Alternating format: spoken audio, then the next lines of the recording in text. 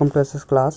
तर स्टुडंट्स, आज आपण इनहेरिटन्स अँड व्हेरिएशन हे जे आपलं चॅप्टर आहे बायोलॉजीचं, त्याच्यामध्ये असणारे जे टॉपिक्स आहेत, जसं इनकम्प्लीट डॉमिनन्स असेल किंवा को डॉमिनन्स असेल, तसंच मल्टिपल ॲलिल्स असतील, तर हे सगळे जे काही टॉपिक्स आहेत आज आपल्याकडे, आपण त्यांना डिस्कस करण्याचा प्रयत्न करू. But I hope you understand all this. ज्यांना लेक्चर आवडत असेल किंवा जर तुम्हाला हे लेक्चर आवडलं तर प्लीज लाईक करा, शेअर करा, सबस्क्राईब करा आपल्या चॅनलला.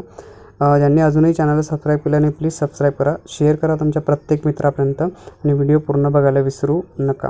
आता इथे बघा की इनकम्प्लीट म्हटलं गेलं म्हणजे कंप्लीट डॉमिनन्स नाही आहे, पूर्णपणे डॉमिनन्स नाही आहे.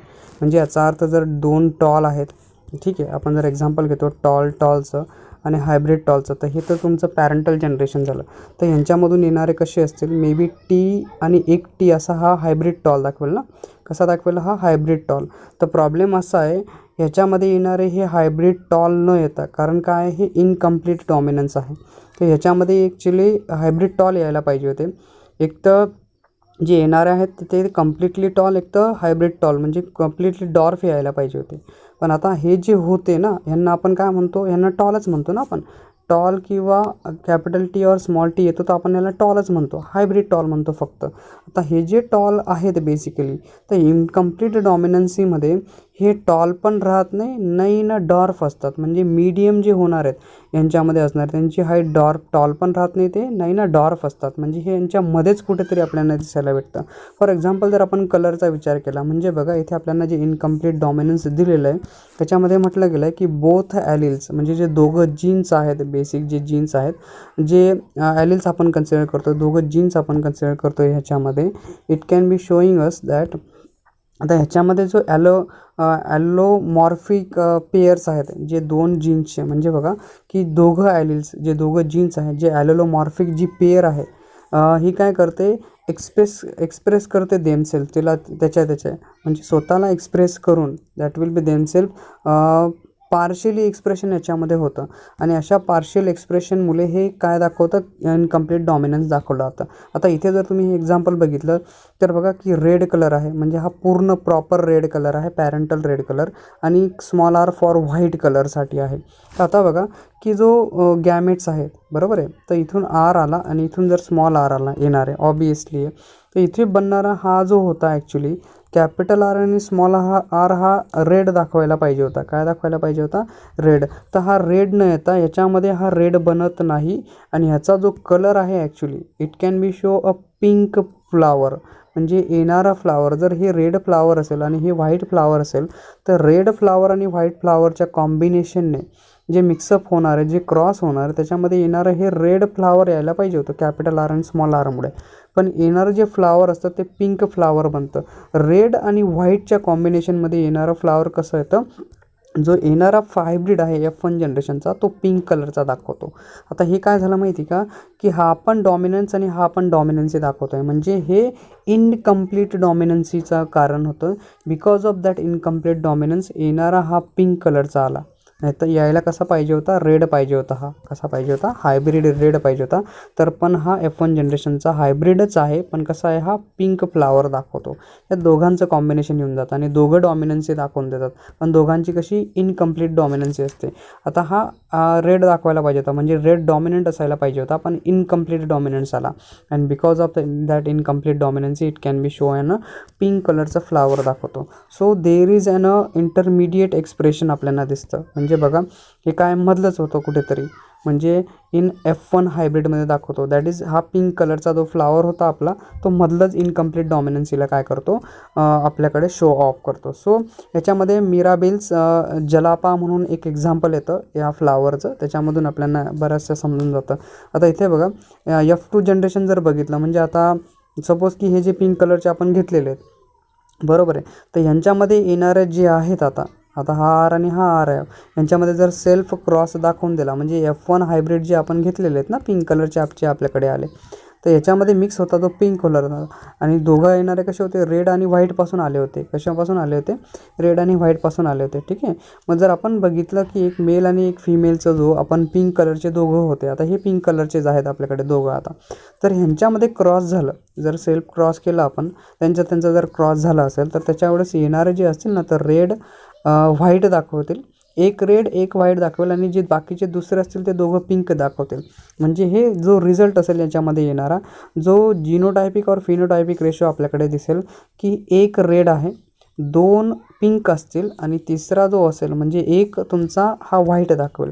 तर हा बेसिक जो कंप्लेंसी दाखवतो किंवा हे जे आपल्याकडे टॉपिक आपल्याला समजतो याच्यामधून काय हे, this is what an incomplete dominance आहे. हे काय तुमचं इनकम्प्लीट डॉमिनन्स आहे. आता जर आपण डॉमिनन्स विषयी बोललो तर डॉमिनन्सी म्हणजे कसं आहे बघा, की जे दोघं जीन्स आहेत, बोथ द जीन्स म्हणजे ॲलिल्स आपण त्यांना म्हणतो. ठीक आहे, बोथ द जीन्स और ॲलिल्स जे ॲलोलोमॉर्फिक जी पेअर आहे, ठीक आहे, ते पण काय करतात, इक्वली दोघांना एक्सप्रेस करून देतात, देमसेल्फ इक्वली एक्सप्रेशन करतात इन F1 हायब्रिडमध्ये. कशामध्ये? F1 हायब्रिडमध्ये. तर यांच्यामध्ये पण असंच येत आहे, जसं आपण डॉमिनन्सीबद्दल दाखवतो आहे ना, जसं इनकम्प्लीट डॉमिनन्सी आहे तसं जर आपण बघितलं की such a allele is called dominant both alleles are express. दोघंच्या दोघं येऊन जातात. आता म्हणजे पार्शली न येता दोघांचं आपल्याला बिहेवियर त्याच्यामध्ये दिसायला भेटतं. आता जसं आपण म्हणतोय ना की बोथ, आता टॉल बी नाही ना डॉर्फ पण नाही आहे. म्हणजे इथे बघा की जे दोन जीन्स आहेत हे काय आहेत, ॲलोलोमॉर्फिक पेअरचे जे दोघं जीन्स आहेत ना, हे दोघं जीन्स काय करतात, एक्सप्रेस करतात त्यांना इक्वलीमध्ये, सारखे त्यांच्यामध्ये एक्सप्रेशन येऊन जातं. दोघं अर्धे येऊन जातात, बरोबर आहे, इक्वली येतात. कशामध्ये? F1 हायब्रिडमध्ये. आता जर आपण कॅटल्स जे गुरंढोरं असतात ना आपले, तुम्ही कधी बघितलं असेल कुत्र्याच्या रंगावरती, कुत्रं असेल आपलं, डॉग असेल, डॉगच्या पूर्ण शरीरावरती चट्टेपट्टे येऊन जातात कधी. ठीक आहे, पांढरे चट्टे असतात. काळा डॉग असेल किंवा काळ्या डॉगवरती पांढरे चट्टे येऊन जातात किंवा वेगळाच कलर येतो किंवा तोंड काळं असतं आणि पूर्ण बाकीचं शेपूट वगैरे असते ती पांढरी असते. किंवा तुम्ही गाई वगैरे गाई बघितली असेल, म्हशीचं नाही म्हणू शकत कारण actually that buffalo will be totally black असते. पण आपण जर गाई किंवा शेळ्या मेंढ्या बघितल्या तर त्यांच्यावरती जो वेगवेगळा कलर येऊन जातो तुमचा, ठिपके येतात ना कधी वेगवेगळे ठिपके बनून जातात का वेगवेगळ्या कलरचे. आता असे ठिपके येताना जर आपण बघितलं तर हे जे कॅटल्स असतात, हे जे गुरंढोरं असतात, आता सपोज कन्सिडर केलं की जे रेड लाल रंगाचा एक मेल आहे किंवा व्हाईट कलरच्या हेअरचा एक फिमेल आहे. ठीक आहे, सो रेड कलर जो आहे आर दोघांचा, आपण जर हे ॲलिल्स घेतले, दोन जीन्स घेतले आणि एकावरती व्हाईट कलरचं आहे, तर मग आता जर यांच्यामध्ये क्रॉस होईल, रेड आणि व्हाईटमध्ये जर क्रॉस होईल तर येणारा कसा पाहिजे होता, जर रेड आणि व्हाईटमध्ये क्रॉस झाला तर RW यायला पाहिजे होता.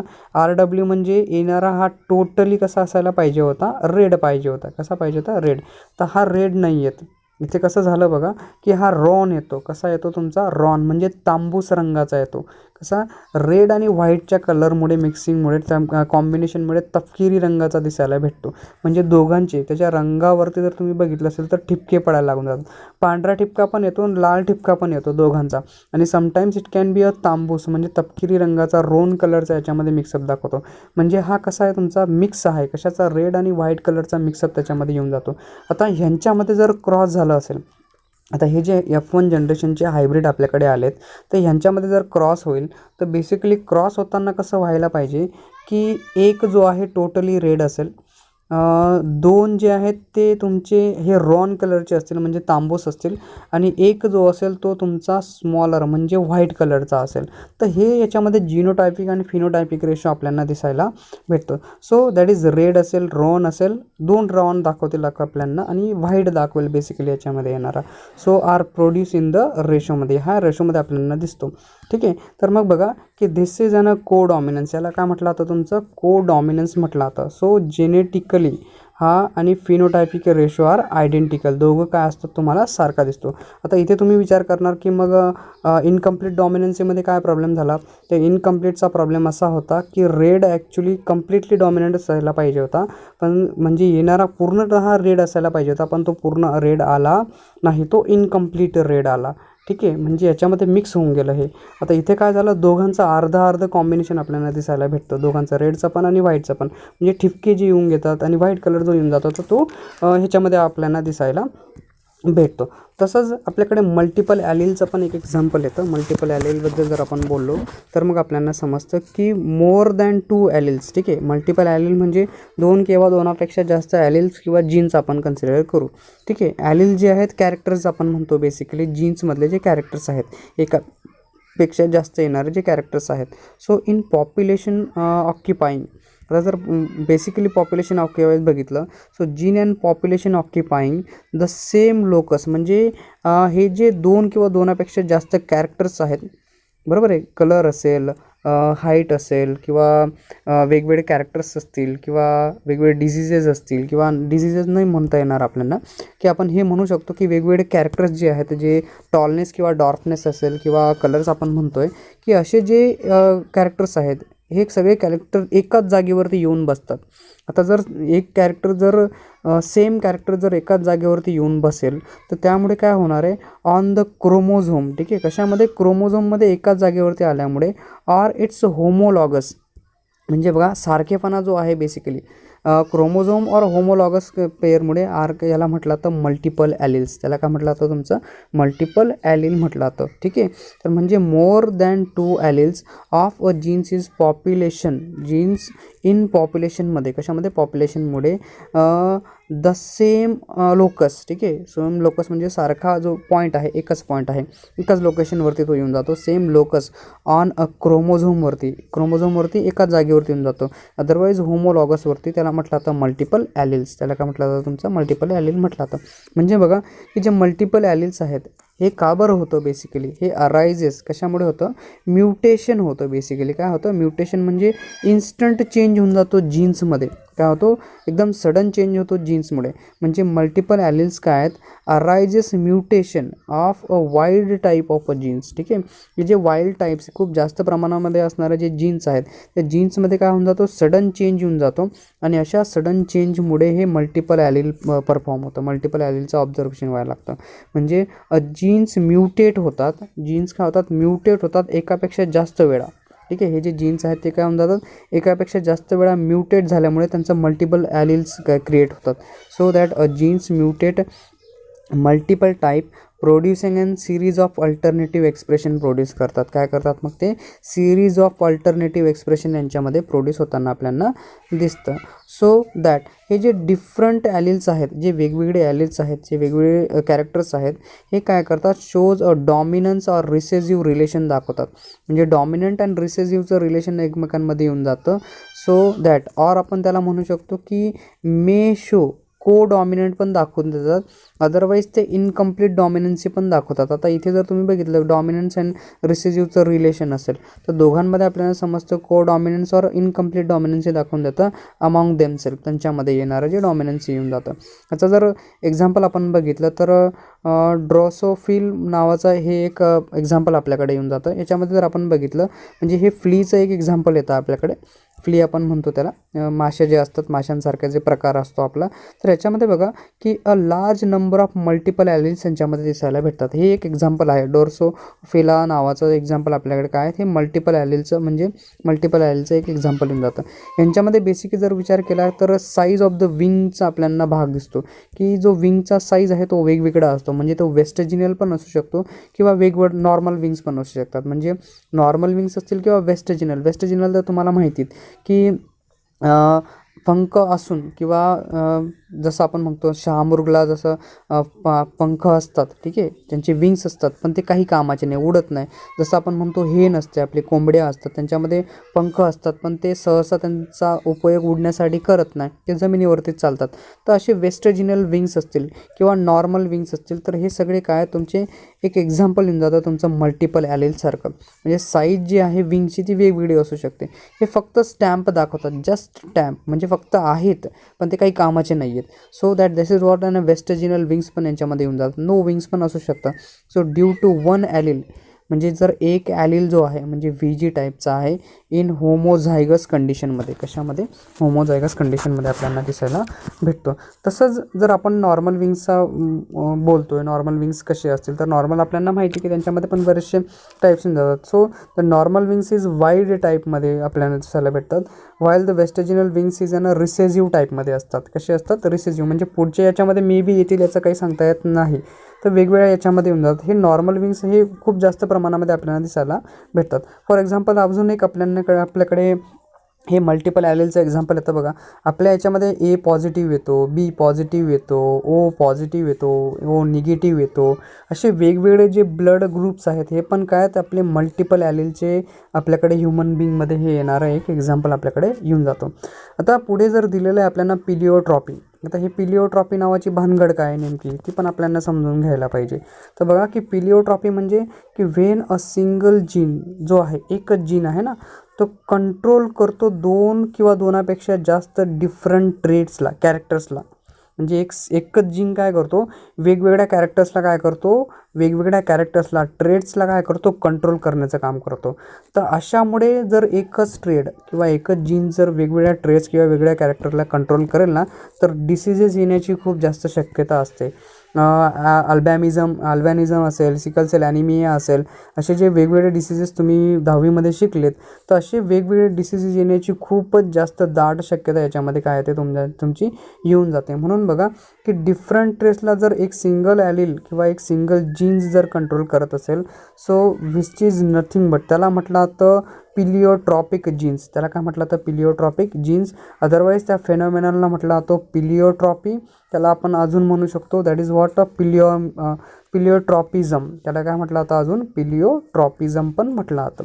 सो दॅट जे डिसीजेस आहेत लाईक सिकल सेल ॲनिमिया आपण म्हणतोय, अल्बॅमिझम आपण म्हणतोय. तर सिकल सेल ॲनिमियाचं जर आपण एक्झाम्पल घेतलं तर ह्याच्यामध्ये जे कॉजेस आहेत म्हणजे जो जीन्स आहे बेसिकली तो HbS हिमोग्लोबिनमुळे येणारा जो डिसीज आहे, तर याच्यामध्ये हा SBS आहे. आणि एक नॉर्मल ऑर हेल्दी जीन्स जर बघितला तर आपल्याकडे HbA येतो, म्हणजे हा डॉमिनंट असतो बेसिकली. तर HbSमुळे हा काय असतो, हा सिकल सेल ॲनिमिया आपल्याला दिसायला भेटतो. म्हणजे बघा that is the carries, okay, that will B dominant. The carries shows म्हणजे जो कॅरियर्स आहे बेसिकली काय करतो, कॅरियर जो आहे काय करतो बघा, carry shows a sign of a mild ॲनिमियाचा. जर माइल्ड ॲनिमियाचा कॅरियर असेल RBC सेलचा, ठीक आहे ना. ॲनिमिया माहिती आहे आपल्याला, सिकल सेल ॲनिमिया कसा असतो की आपले जे actually blood RBC red blood corpuscles असतात हे आपले असे असतात, म्हणजे गोल असतात, आपल्याला असे दिसायला भेटतात. थोडंसं मध्ये असून थोडंसं खोल असतं, असं म्हणजे गोल नसतं, एकदम सर्क्युलर सारख्या दिसतात. पण सिकल सेल ॲनिमिया ज्याला असतो त्याच्या ज्या RBC असतात, रेड ब्लड कार्पस्कल जे असतात त्या अशा चंद्रासारख्या होऊन जातात, मूनसारखा शेप घेऊन जातात. सिकलचा अर्थ आपल्या मराठीमध्ये होतो विळा. काय होतो, विळा. तर विळ्यासारखे हे शेप घेऊन घेतात. So that carries a show a sine mild anaemia ज्याला असेल RBC सेल्सला बिकम्स अ हाफ, म्हणजे हाफ मून शेपचे त्यांच्यामध्ये हे RBC आपल्याला दिसायला भेटतात. आता जर एखादी व्हेन असेल आणि ह्या व्हेन थ्रू जर असे सिकल सेल्स तुमचे ट्रान्सफर होत असतील तर काय होतात, हे सिकल सेल्स एक तर O2ला कमी घेऊन जातील, कारण पूर्ण जर आपली सेल असेल तर त्याच्यामध्ये O2चं प्रमाण जास्त असेल, ऑक्सिजन जास्त कॅरी करू शकतो. पण सिकल सेलमुळे half amount of oxygen carrier होईल हिमोग्लोबिन थ्रू. आणि अजून एक गोष्ट अशी होऊन जाते की ह्याच्यामध्ये हे ज्या सिकल सेल्स आहेत त्या व्हेनमध्ये अडकण्याची पण खूप जास्त शक्यता असते, चॉकअप पण होऊ शकतं समटाईम्स. तर ह्या पण गोष्टी याच्यामध्ये असायला भेटतात आपल्याला. So under low O2 concentration याच्यामध्ये दिसायला भेटतं. सो दॅट इथे जर तुम्ही बघितलं पॅरेंटल गॅमेट्स आहेत आणि ऑस्प्रिंग याच्यामध्ये जर आपण नीट समजण्याचा प्रयत्न केला तर समजतं की फिनोटायपिक बघा, जर सिकल सेल कॅरियर असेल, दोघं सिकल सेल कॅरियर असतील, तर दोघं पॅरेंट जे असतील जे जर सिकल सेल कॅरियर असतील, म्हणजे त्याच्यामध्ये बघा सिकल सेल कॅरियरमध्ये HbA और HbS दोघं दाखवेल, ठीक आहे. HbA और HbS कॅरियरमध्ये आहे बघा. मग ह्यांच्यामधून येणारा जे बेसिक जे दोन्स आहेत तुम्ही जर नीट बघितलं तर ह्याच्यामध्ये येणारे बघा, हा एक आहे जो ॲनिमियाचा कॅरियर आहे, हा नॉर्मल येईल एखादा, आणि दुसरे जे दोन आहेत म्हणजे एक नॉर्मल असेल, ठीक आहे. ह्यांच्या पॅरेंट्सपैकी एकच नॉर्मल येण्याची शक्यता असते. बाकी जर बघितले तर दोघं म्हणजे तिघं जे आहेत, तिघंच्या तिघं, एक तर तुमचा डायरेक्ट कॅरियर आहे, इथला कॅरियर आहे, आणि हा डायरेक्ट ॲनिमियाला सिकल सेल ॲनिमियाला शो करतो. पूर्ण प्रमाणामध्ये याच्यामध्ये सिकल सेल ॲनिमिया तुमचा यूज जातो. म्हणजे हा जर रेशो तुम्ही बघितला 1 नॉर्मल आहे, 2 तुमचे कॅरियर्स आहेत आणि एक तुमचा काय पूर्ण ॲनिमियावाला आहे, म्हणजे ज्याला सिकल सेल ॲनिमिया असेल. अशा बऱ्याच प्रकारे आपल्याला ते दिसून जातं. असे बरेचसे आहेत आजारच डिसीजेस जे होतात ते बेसिकली पिलिओट्रॉपीमध्ये आपल्याला आजार आढळून येतात. का बरं, कारण एक सिंगल जीन काय करतो, डिफरंट ट्रेसला कॅरेक्टर्सला कंट्रोल केल्यामुळे याच्यामुळे पिलिओट्रॉपी नावाचं हे जे वेगवेगळे डिसीजेस असतील किंवा पिलिओट्रॉपी नावाचं ही कन्सेप्ट जनरेट व्हायला आपल्याला दिसते. तसंच जर क्रोमोझोमल थिअरीचा आपण विचार केला इनहेरिटन्सवरती, कारण आत्तापर्यंत आपण ग्रेगा जोहान मेंडलबद्दल शिकत होतो. यांची जी थिअरी होती ती नॉर्मली 1900पर्यंत काहीच त्याच्यावरती कोणी लक्ष दिलं नाही, आणि 1900 सेंचुरीमध्ये मग नंतर त्याच्यावरती एक नजर पडली, आणि मग कोणीतरी जाऊन त्याच्याकडे जे वेगवेगळे कामं त्यांनी जे एवढं ग्रेट काम करून ठेवलं होतं त्याच्याबद्दल विचार करण्यात आला. आता इथे जर तुम्ही बघितलं 1900 सेंचुरीमध्ये इथे 3 वेगवेगळे सायंटिस्ट आहेत. ह्युगो असेल किंवा डी वॅरिज असेल किंवा कॉरिन्स असेल किंवा डी वॉरिज और ह्युगो डी वॅरिस, कॉरिन्स असेल किंवा वन डे टेकरमार्क असेल, ठीक आहे, टेकमार्क असेल. तर हे सगळे जे तिघं सायंटिस्ट आहेत, हे तिघं सायंटिस्टबद्दल आपण जे बोलतो आहे, तर ह्यांनी एक इंडिपेंडंटली स्वतःचं काम केलं. म्हणजे त्यांनी रिडिस्कवर केलं मेंडेलिव्हच्या वर्कला. त्याचे जे मेंडेलिव्हचं जे काम होतं त्याच्यावरती त्यांनी पुन्हा एकदा काम करून त्याच्यावरती त्याचं ऑब्झर्वेशन काय होतं नोटीस करण्याचा प्रयत्न केला. दॅट इज व्हॉट जे डिस्कवरी आहे मेंडेलिव्हची वर्क जे होतं इनहेरिटन्स अँड ट्रेड्सवरतीचं जे रिडिस्कवरी होती ह्या तिघांनी करण्याचा प्रयत्न केला. सेपरेटली केलं, त्या तिघांनी वेगवेगळं काम केलं. So that due to advancement, कारण जर आत्ता बघितलं होतं तर याच्यामध्ये मायक्रोस्कोपिक व्ह्यूज पण खूप सारे येऊन गेले होते. म्हणजे due to the advancement of the सायन्सचे जे ॲडव्हान्स इन्व्हेशन झाले होते त्याच्या थ्रू काय झालं, to observe a cell division पण आपण बघू शकत होतो आता, की सेलची डिव्हिजन कशी होते, ॲक्च्युअल हे कुठे होतात, हे जे सगळे ट्रेड्स आपण म्हणतोय हे जे मध्ये चेंजेस होतात तर हे ॲक्च्युली कुठे होतात. सो दॅट जे स्ट्रक्चर होतं क्रोमोझोमचं स्ट्रक्चर पण आपण मायक्रोस्कोपमध्ये काय करू शकत होतो, बघू शकत होतो. म्हणून ही जी थिअरी होती ग्रेगा योहान मेंडेलची, तिला रिडिस्कवर करणं पण खूप सोपं जाणार होतं, आणि सेल डिव्हिजन पण माहिती असल्यामुळे ह्याच्यावरती काम करणं काय होतं तुमचं खूप सोपं होणार होतं. सो दॅट वॉल्टर सटन हे जे होते अलॉंग विथ द आपले हे अजून एक सायंटिस्ट आहे थिओडर बोरिस यांची 1903मध्ये त्यांनी काय केलं, स्टडी केला. That is the parallel behaviour of Mendel's factors. म्हणजे मेंडेलीचे जे जीन्स होते, ठीक आहे, मेंडेलचे जीन म्हणजे स्वतः मेंडेलीचे जीन्स नाही, मेंडेलीचे जे फॅक्टर्स होते म्हणजे पॅरलल बिहेवियर ऑफ मेंडेली फॅक्टर्स जे होते, जीन्स जे होते, आणि जे बिहेवियर होतं क्रोमोझोमचं त्याच्यावरती काय केलं त्यांनी काम केलं. या दोघांनी त्याच्यावरती काम केलं ॲट द टाईम ऑफ मिओसिसच्या वेळेस. कशाच्या वेळेस, मिओसिसच्या वेळेस त्यांनी ते काय केलं, काम केलं. So based on this observation, त्यांच्या ह्या ऑब्झर्वेशन थ्रू क्रोमोझोमल जी थिअरी होती इनहेरिटन्ससाठी, ठीक आहे, chromosomal theory of inheritance was put म्हणजे पुढे नेण्यात आली. म्हणजे आता ही जी क्रोमोझोमल थिअरी होती तिला अजून एक चालना भेटून गेली होती, आणि पुढे तिच्यावरती अजून अभ्यास करता आला असता. म्हणजे बाय द सटन अँड बोरिस यांच्या कामामुळे काय झालं, त्यांची क्रोमोझोमल थिअरीला अजून एक चालना भेटली, आणि पुढे ती थिअरी अजून अभ्यासामध्ये येऊन गेली, आणि आपल्यांना पण अभ्यास करता येतं याबद्दल. आज आपण जे अभ्यास आपल्याला आज समजतो किंवा आपण इनहेरिटन्स अँड जे बघितलं आहे व्हेरिएशन आपण जे बघतोय तर ते पण आपण त्यांच्या थ्रू अभ्यास करू शकतो. तर मग बघा दिस थिअरी ही जी थिअरी आहे identify chromosomes as a carrier of the genetic material. तर याचा अर्थ ह्या थिअरीवरून काय समजतं की जे क्रोमोझोम्स आहेत ते काय करतात, जेनेटिक मटेरियलला ट्रान्सफर करण्याचं काम करतात. So this theory state that, ही थिअरी काय म्हणायची बघा, that is this theory state that the chromosomes are present. Chromosome कुठे असतात बघा, present in pair in a somatic सेलमध्ये. म्हणजे पेअर, क्रोमोझोमची पेअरच असेल, XX क्रोमोझोम्स XY क्रोमोझोम्स, ठीक आहे ना. तर ह्यांची काय असेल, पेअर असेल, आणि ही कुठे असेल तुमची सोमॅटिक सेलमध्ये प्रेझेंट असेल. तर ह्या डिस्कवरीवरून, ह्या थिअरीवरून, म्हणजे आपण जी थिअरी सांगतोय ना आत्ता, this is what a chromosomal theory of inheritance it can be shares. ही थिअरी काय सांगते आपल्याला, this theory state that the chromosomes are present in the कुठे, दॅट इज पेअरमध्ये प्रेझेंट असतात सोमॅटिक सेलमध्ये. सो ड्युरिंग गॅमेट फॉर्मेशन, जेव्हा gamete form होतात होमोलॉगस, ठीक आहे, कसे होमोलॉगस क्रोमोझोम्स पेअर्स सेग्रिगेट होतात एकमेकांपासून, असॉर्ट होतात अँड इंडिपेंडंटली ड्युरिंग द मिओसिसच्या वेळेस. कधी, मिओसिसच्या वेळेस हे काय होतं, त्यांच्यामध्ये चेंजेस होतात. सो दॅट दज जे ईच गॅमेट्स आहेत, जे गॅमेट्स आहेत, जे प्रत्येक गॅमेट्स आहेत कंटेन्स, त्यांच्यामध्ये only one chromosomes from a pair तुमचा काय असतो, म्हणजे 2 पेअरपैकी, आता हा एक आहे तुमचा आणि एक XY आहे तुमचा, ठीक आहे. जर आपण बघितलं तर यांच्यापैकी एक आणि ह्यांच्यापैकी एक जर आला XX किंवा XX आले तर हे काय दाखवतात, एक दाखवतात. म्हणजे gamete content only 1 chromosomes from a pair, 2 पेअरपैकी एकच त्याच्यामध्ये आपल्याला दिसायला भेटतो. आता हा जो न्यूक्लियस आहे गॅमेटमधला, ओके, जो न्यूक्लियस आहे गॅमेट्स त्याच्यामध्ये काय असतं बघा, क्रोमोझोम्स असतात which carry all the hereditary traits. म्हणजे हा जो क्रोमोझोम आहे काय करतो, त्याचे सगळे जे हेरिडिटरी ट्रेट्स आहेत त्यांना कॅरी करण्याचं काम करतो. So the fusion of haploid mail gamete जे होतं, म्हणजे जेव्हा मेल गॅमेट और फिमेल गॅमेट, जे हॅप्लॉइड मेल और फिमेल गॅमेट आहे, ज्यावेळेस त्यांचं फ्युजन होईल हे काय करतात, रिस्टोअर करतात diploid number of chromosomes of the species. म्हणजे त्या स्पेसिसचा एक पूर्ण काय होतो, नवीन गॅमेट फॉर्म होताना आपल्याला दिसतो.